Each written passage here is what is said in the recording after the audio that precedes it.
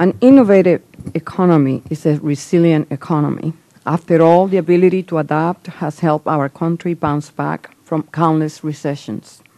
The best example of this is the downturn of the mid-1990s, during which an army of innovators brought us economic recovery and an IT revolution. Not surprisingly, that revolution was led by small firms. Today, as we continue to work our way out of recession, we can look to that same small business community. With the proper tools, they can help lead us the way back to prosperity. For years, the SBIR and STTR programs have helped entrepreneurs do what they do best, pioneer new products. Nearly 35 years after they were first crafted, these programs will spur innovation. In fact, we can thank SBIR for everything from needleless insulin patches to wireless technology for BlackBerries. Those innovations are more than everyday conveniences. They represent growth in our economy and countless homegrown jobs.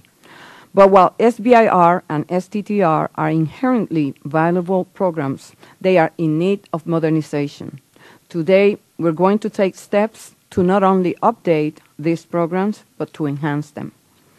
I think we can all agree that a lot has changed in the last few years. Our economy has transformed, and so have the needs of small firms.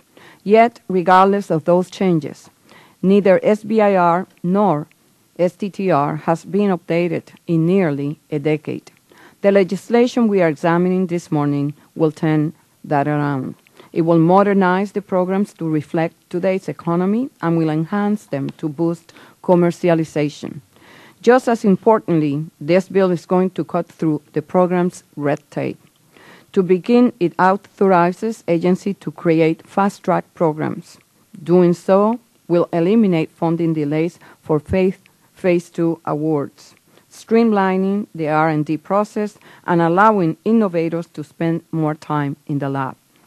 Entrepreneurs are prolific inventors. In fact, they churn out 14 times more patents than big businesses do. But there is a process for turning dreams into products, and many good ideas get lost along the way.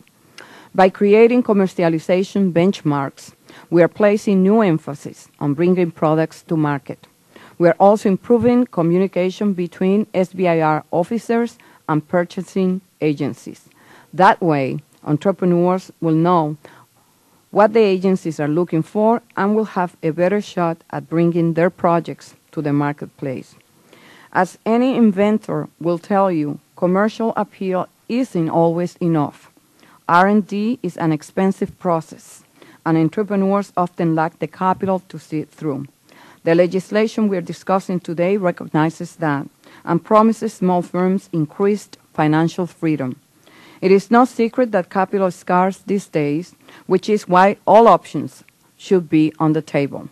This bill gives entrepreneurs, not Washington bureaucrats, the final say in how their firms are financed. While both SBIR and STTR are critical programs, their value has historically been limited to certain regions. Through workshops and local marketing campaigns, we're going to change that. Outreach in rural regions and amongst underrepresented communities, such as women, minority, and veterans, will expand our RD programs. Tools like training workshops and podcast seminars will help these groups do everything from select a purchasing agency to file an SBIR application. That is important because higher program participation means a deeper talent pool and ultimately more products brought to market. In the last few years, our country has faced profound challenges. Today, we stand at a crossroad on a wide range of issues, from healthcare reform to energy policy. In addressing this obstacle, one thing is very clear.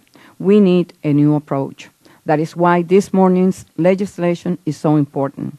It invests in America's innovators, the entrepreneurs who realize that with a little ingenuity, we can turn the page on the old way of doing business and usher in a new era of prosperity.